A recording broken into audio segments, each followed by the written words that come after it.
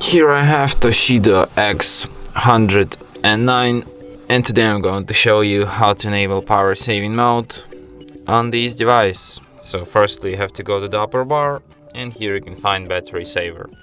By tapping on this icon once you can switch this mode.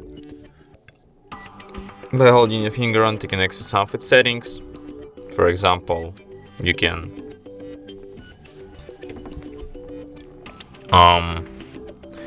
set up a schedule for this mode based on your percentage.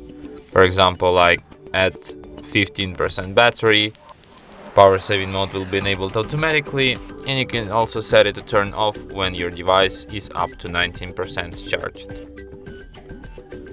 So yeah, and that's it. Thanks for watching. If you find this tutorial useful, don't forget to hit that like button and subscribe to our channel.